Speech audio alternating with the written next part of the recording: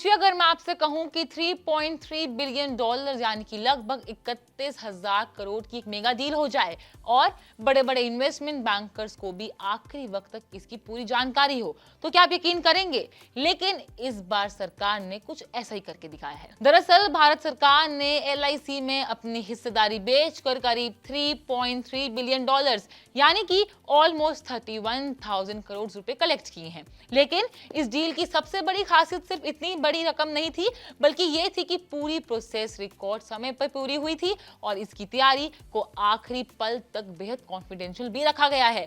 सरकार पहले से LIC के शेयर बेचने की योजना बना रही थी, लेकिन लॉन्च डेट को इतने सीमित लोगों तक रखा गया कि मार्केट में किसी को पहले से पोजीशन लेने का मौका ही नहीं मिला। माना जा रहा है कि इसी स्ट्रैटेजी की वजह से शेयर की कीमत पर किसी तरह का अननेसेसरी दबाव नहीं पड़ा है। हैरानी की बात यह भी रही है कि इस डील पर काम करने वाले इन्वेस्टमेंट बैंकर्स को अलग अलग समय पर जानकारी दी गई थी। कुछ सलाहकारों को तो स्टॉक एक्सचेंज फाइलिंग से ठीक पहले बताया गया कि उसी शाम शेयर सेल शुरू होने वाली है, यानी पूरी जानकारी सिर्फ एक छोटी कोर टीम के पास थी। इतना ही नहीं, इस डील में किसी भी इन्वेस्टमेंट बैंकर ने एडवाइजरी फी तक नहीं ली। सरकारी डील्स में रेपुटेशन, लीग टेबल क्रेडिट और लंबे समय के रिलेशनशिप को ध्यान में रखते हुए चारों बैंकों ने बिना किसी फीस के काम करने का फैसला किया है। अब बात करते हैं उस स्ट्रैटेजी की जिसने इस डील को और भी खास बना दिया है।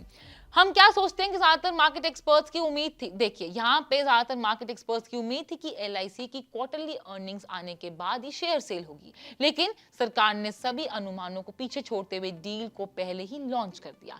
इस सरप्राइज मूव ने निवेशकों को चौंका दिया है और मार्केट में अनिश्चितता काफी बनाए रखी है। सरकार ने शुरुआत में सिर्फ 2.5% हिस्सेदारी बेचने का फैसला लिया था, साथ ही अच्छी डिमांड मिलने पर इसे 4% तक बढ़ाने का विकल्प भी रखा गया है। छोटा बेस होने से निवेशकों का भरोसा बढ़ा और सब्सक्रिप्शन काफी तेजी से आया है। इसका रिजल्ट क्या रहा कि इंस्टीट्यूशनल इन्वेस्टर्स ने बेस पोर्शन को 3.32% सब्सक्राइब किया है। इसके बाद सरकार ने अतिरिक्त हिस्सेदारी बेचने का विकल्प भी इस्तेमाल किया है। तो कुल मिलाकर देखा जाए तो पूरी डील 1.2% ज्यादा सब्सक्राइब हुई है।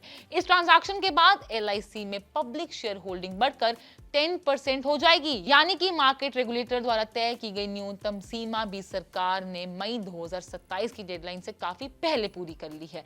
अब सवाल यह है, क्या सरकार की यह सीक्रेट स्ट्रैटेजी भविष्य की बड़ी शेयर सेल्स के लिए नया फॉर्मूला साबित होगी?